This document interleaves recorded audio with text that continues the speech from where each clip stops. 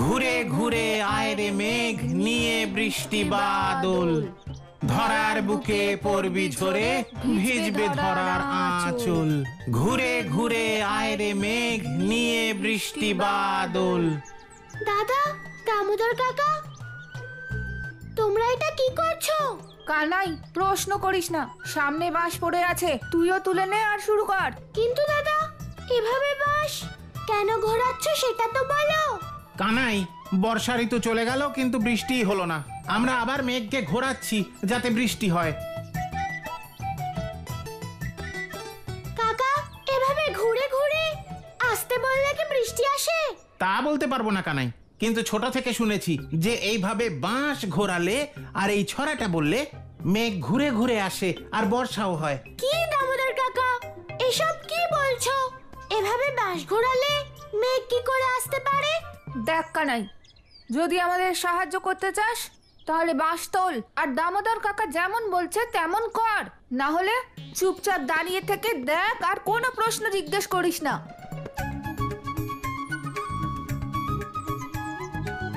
দাদা, ওই দেখো একটা মেঘ ওখানে। ঘুরে ঘুরে আয় রে মেঘ নিয়ে বৃষ্টি বাদল, ধরার বুকে পড়বি ঝরে। দাদা, ওই দিকে দেখো।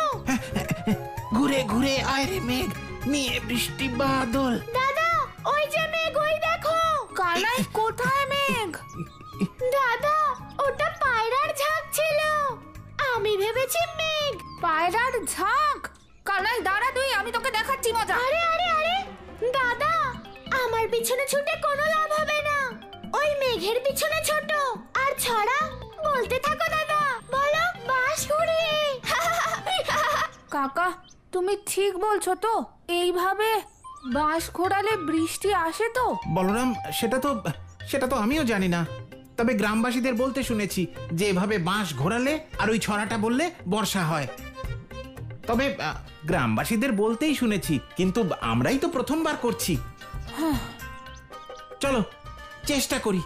ঘুরে ঘুরে আয় রে মেঘ নিয়ে বৃষ্টি বাদল, নিয়ে বৃষ্টি বাদল।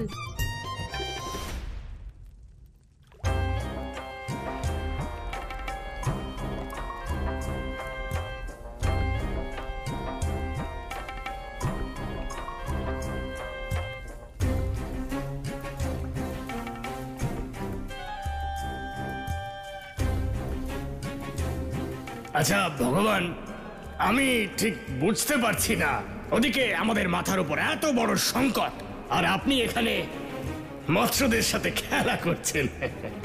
কেমন সংকট? আরে ভগবান, ওই কানাইয়ের সমস্ত শক্তিকে একসাথে বিনাশ করতে হবে, কিভাবে হবে? যদি কোনো বিশাল বৃক্ষকে বিনাশ করতে হয় তবে তার সমস্ত ডালপালা কেটে দেওয়া উচিত, তাহলে সে নিজেই শুকিয়ে যাবে। বুঝে গেছি ভগবান, ওই কানাই হলো বিশাল বৃক্ষ আর ওর শক্তিগুলো হলো ওর ডালপালা। হ্যাঁ ভদ্রাক্ষ, এই সংকটকে সমাপ্ত করতে হলে ওই ছলনাকারী বিষ্ণুর প্রত্যেকটা অবতারকে বিনাশ করতে হবে। আমার এই ভুলটাই হচ্ছিল, আমি সোজা বৃক্ষটাকে উচ্ছেদ করতে চাইছিলাম, কিন্তু যখন আমি এক এক করে ওর অবতারদের বিনাশ করব তখন পরম অবতার শ্রীকৃষ্ণের ভবলীলা সহজেই সাঙ্গ হবে। বুঝে গেছি ভগবান, কিন্তু ভগবান একটা বিষয়, ওই বিষ্ণু আর তার 10টা রূপ, তার কি হবে? ওদেরকে খুঁজবেন কোথায়?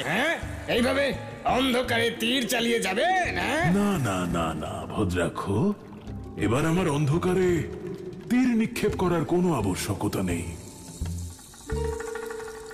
বিশেষ পরিস্থিতিতে বিষ্ণুর ওই অবতারেরা সংসারের সামনে নিজেরাই আবির্ভূত হয়। বিশেষ পরিস্থিতি? কেমন পরিস্থিতি? যেমন জল প্রলয় এলে বিষ্ণুর প্রথম অবতার মৎস্য অবতারকে আসতেই হবে। তাহলে সর্বপ্রথমে আমাদের জল প্রলয় আনতে হবে। ভগবান, জল প্রলয়, এ মহাবিনাশ, এতে তো আমরাও শেষ হয়ে যাব। না না না ভদ্রাক্ষ, জল প্রলয় পুরো সংসারে নয়, কেবল বৃন্দাবনে আসবে। এমনিতেও ওই বৃন্দাবনবাসীরা তাদের জীবনদায়ী জলের জন্য যজ্ঞ করছে। ওরা কি করে জানবে এই জলের দ্বারাই তাদের জীবন লীলা সমাপ্ত হতে চলেছে?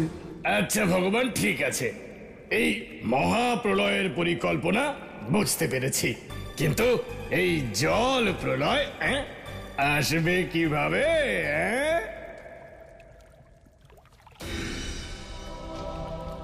জল প্রলয় সেভাবেই আসবে যেভাবে সৃষ্টির নির্মাণের সময় এসেছিল। একে সেই ডেকে আনবে যে তাকে পূর্বে ডেকে এনেছিল। সেই কংসযুগেও প্রলয়ের কারণ হবে, আর তার দ্বারাই ওই মৎস্য অবতারের ভবলীলা সাঙ্গ হয়ে যাবে। ভগবান, কিন্তু এই মহা অসুর, মহামানব, মহাদানব, মহাদেব, মহাপ্রেত কে? ওই পরম অবতার বিষ্ণুর পরম শত্রু কালকেয়। কালকেও? হ্যাঁ, কালকেয়। ওর হাত থেকে বিষ্ণু সেই সময় বেঁচে গিয়েছিল, কিন্তু এই যুগে বাঁচবে না। নন্দরাজ, বর্ষা আসেনি কত মাস হয়ে গেল। যদি আরো 1 মাস বর্ষা না হয়, আমাদের পানীয় জলটুকুও থাকবে না নন্দরাজ। সঠিক বলেছেন আপনারা, এই সমস্যা যথেষ্ট গম্ভীর। নন্দরাজ, আমরা তো ছড়া বলে বলে ক্লান্ত হয়ে গেলাম, কিন্তু বৃষ্টির একটা ফোঁটাও পড়লো না। কাকা, 3 দিন হয়ে গেল এভাবে বাঁশ ঘোরাচ্ছি, কিন্তু এক টুকরো মেঘও দেখতে পেলাম না। কোনো না কোনো উপায় তো খুঁজতেই হবে, কিন্তু বুঝতে পারছি না এরকমটা হচ্ছে কেন। আবার এমন নয় তো যে জলের দেবতা বরুণ দেব আমাদের উপর রুষ্ট হয়েছেন?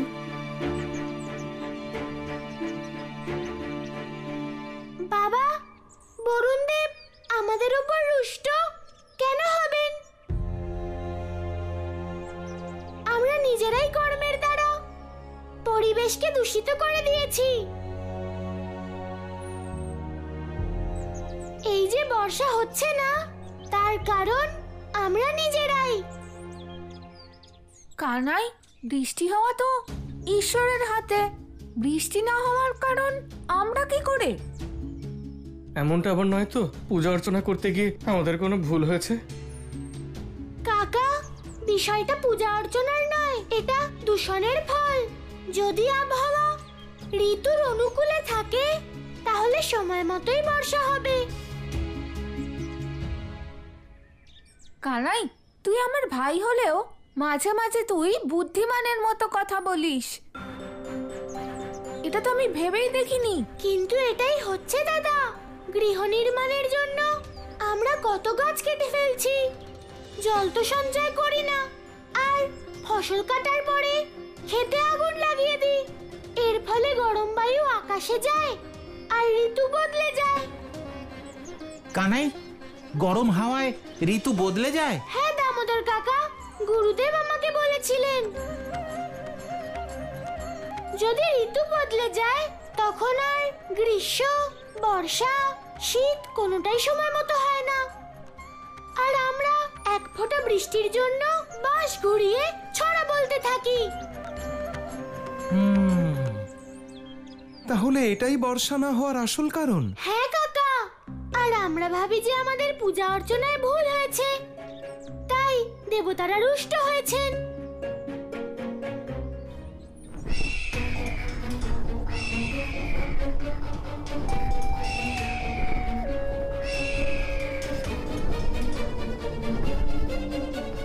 ভগবান, আমরা কালকেও সাথে দেখা করার জন্য কোথায় যাচ্ছি?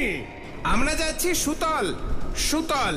কিন্তু বহু যুগ আগেই তোর ভবলীলা সাঙ্গ হয়ে গেছে। হ্যাঁ, আমরা ওখানে গিয়ে কি করে ওর দেখা পাবো? যখন রাধারূপী লক্ষ্মীর সঙ্গে যুদ্ধ করছিলাম তখন ওর শক্তি বলেছিল যে শরীরের বিনাশ হয়, আত্মার নয়। সেই আত্মা পুনরায় কোনো শরীর ধারণ করে, অর্থাৎ কালকে ওর কেবল শরীরের বিনাশ ঘটেছে। বুঝে গেছি ভগবান, কালকে ওর ভবলীলা সাঙ্গ হয়ে গেছে, কিন্তু তার শক্তি সুতল সুতল লোকে আছে।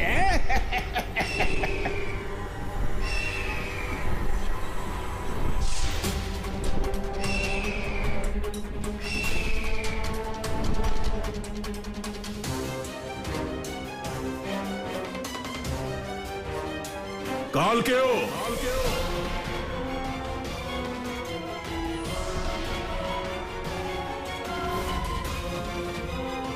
তাহলে কানাই, এই সমস্যার সমাধান কি? হ্যাঁ কানাই, তুই বল এই সমস্যার সমাধান কি? তার জন্য বৃন্দাবনের পুরো বায়ুমণ্ডলকে শুদ্ধ করতে হবে, তাহলেই জলবায়ুতে পরিবর্তন আসবে আর বর্ষায় বৃষ্টিও হবে একদম প্রাকৃতিক ভাবেই।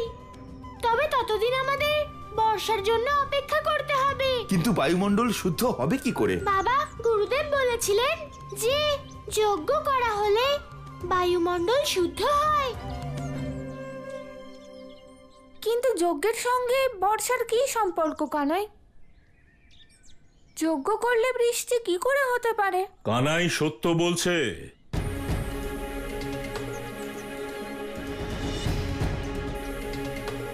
প্রণাম গুরুদেব।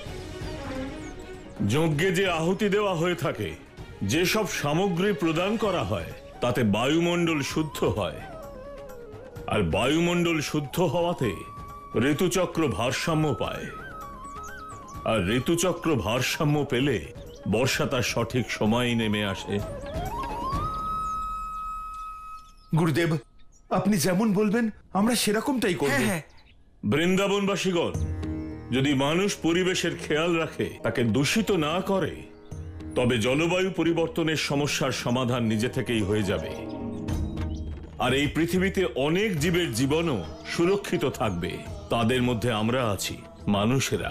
গুরুদেব, যদি যজ্ঞ করলেই এই সমস্যার সমাধান হয়, তাহলে শুভ কাজে বিলম্ব কেন? নন্দ, বর্ষার জন্য আমাদের মহাযজ্ঞ করতে হবে। আমরা কাল সকালেই মহাযজ্ঞের শুভারম্ভ করব। যথাজ্ঞা গুরুদেব।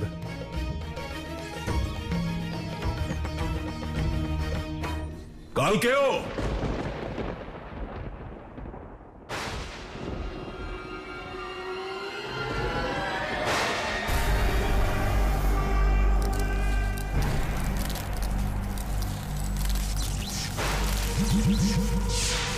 তুমি কে আমার আত্মীয় যে আমার সঙ্গে দেখা করতে সুতাল লোকে এসেছো?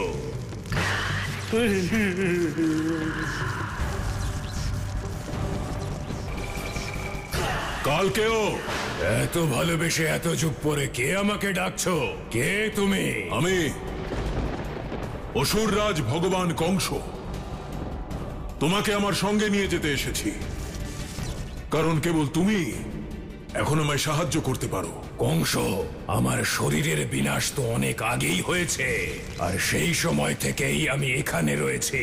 আমি কিছুই করতে পারবো না।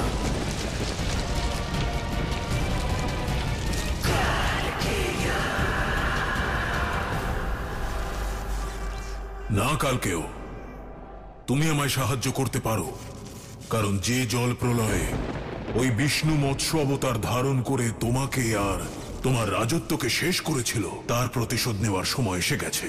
প্রতিশোধ তাও বিষ্ণুর ওপর? কি করে তা সম্ভব? যে বিষ্ণু তোমার বিনাশ করেছিল সে পুনরায় অবতার ধারণ করেছে আমাকে বিনাশ করার জন্য। আমি চাই যে ওই বিষ্ণু পুনরায় মৎস্য অবতার ধারণ করুক, আর এবার তুমি ওকে সংহার করো। যদি তেমনটা হতো কংস, তাহলে খুবই ভালো হতো, কিন্তু সেটা কখনোই সম্ভব নয়। কারণ আমার যুগ, আমার কাল, আমার সময়, এমনকি আমি স্বয়ং শেষ হয়ে গেছি। যুগ, কাল, সময় সবকিছু বদলানো সম্ভব, কিন্তু নিয়তি এখন নিয়তি তোমার হাতে। মৎস্য অবতারকে হত্যা করার নিয়তি, কারণ একমাত্র তুমি সেই জল প্রলয় পুনরায় ডেকে আনতে পারো। সেটা কি করে সম্ভব কংস? আমার তো শরীরও নেই, আর আমি তো সুতালের বাইরেও যেতে পারবো না।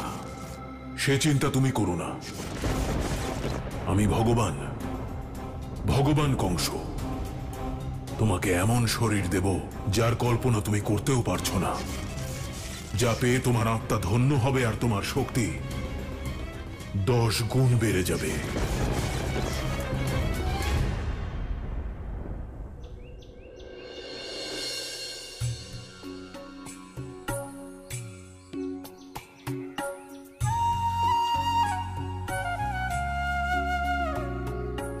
গুরুদেব, এই যে ফুল,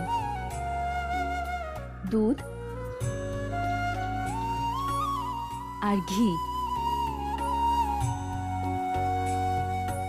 গুরুদেব, এই নিন বাকি সামগ্রী। গুরুদেব, কিন্তু এত সব সামগ্রী আমরা একত্রিত কেন করছি? রাধামা, যখন এই সামগ্রী যজ্ঞে আহুতি দেওয়া হয় তখন অগ্নিতে দেওয়া এই সমস্ত সামগ্রী শুষ্ক হয়ে বায়ুমণ্ডলে ছড়িয়ে পড়ে। যেমন এই চন্দন, কাঠ, কেশর, কর্পূর, এই সমস্ত যখন বায়ুমণ্ডলে মেশে তখন বায়ু শুদ্ধ হয়। গুরুদেব, যজ্ঞ করলে তো তার থেকে ধোঁয়াই বেরোবে, কিন্তু তার দ্বারা বায়ুমণ্ডল আর পরিবেশ শুদ্ধ হবে কি করে? বলরাম, যজ্ঞাগ্নি থেকে ধোঁয়া অবশ্যই বেরোয়, কিন্তু যজ্ঞাগ্নির সেই ধোঁয়া শুদ্ধতার বাহক, যা বায়ুমণ্ডলে ছড়িয়ে থাকা অশুদ্ধতাকে শুদ্ধ করে দেয়। এটা তো খুব ভালো কথা গুরুদেব। সেজন্যই ঋষিমুনিরা বনের মধ্যে যজ্ঞ করে থাকেন, যার দ্বারা আমাদের বায়ুমণ্ডল আর পরিবেশই নয়, বরং তাতে আমাদের অন্তরাত্মা ও জীবনও শুদ্ধ হয়। কিন্তু যজ্ঞে আহুতির এই প্রয়োজনীয়তা শুধুমাত্র বনে নয়, তা প্রয়োজন নগরে এবং গ্রামে। তাই সকল মানুষদেরই মাঝে মধ্যেই যজ্ঞ করা উচিত। হ্যাঁ গুরুদেব, আমি বুঝে গেছি যে মেঘ ছড়া বললে আসে না, বরং এই যজ্ঞ করলে তবেই আসে। হ্যাঁ বলরাম, এখন সকলেই তাদের নিজ নিজ স্থান গ্রহণ করো, আমি যজ্ঞ আরম্ভ করতে চলেছি। হে অগ্নিদেব, প্রকট হন।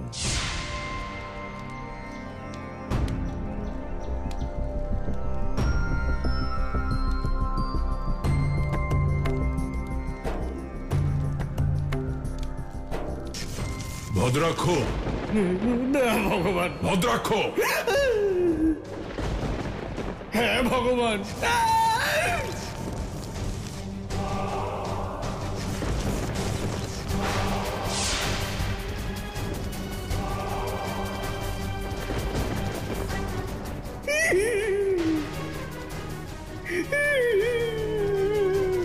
ভদ্রাক্ষ,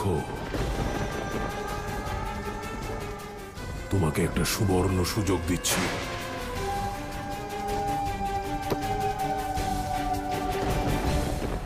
দুভাগে বিভক্ত করো আমাকে। ভগবান, এই প্রেতকে পাপের ভাগিদার কেন বানাচ্ছে? ভগবানের আদেশ পালন করো, তাড়াতাড়ি করো ভদ্রাক্ষ। এখন আমরা যজ্ঞ শুরু করছি।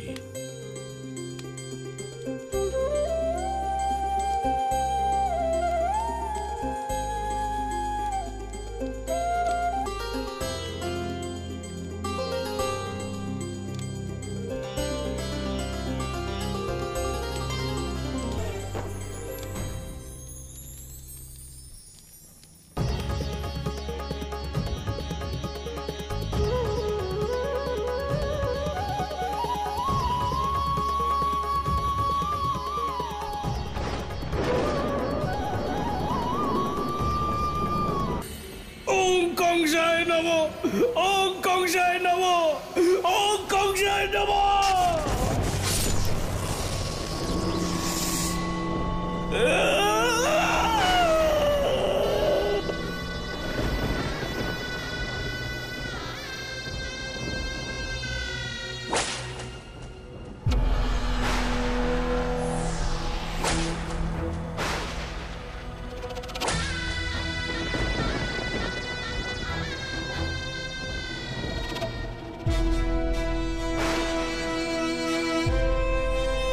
ভগবান ভগবান ভগবান ভগবান আমার দুজন ভগবান।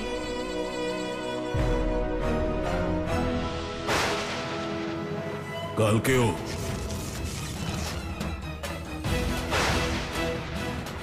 ধারণ করো এই শরীর, এক এমন শরীর যার বিনাশ সম্ভব নয়, যা অমর।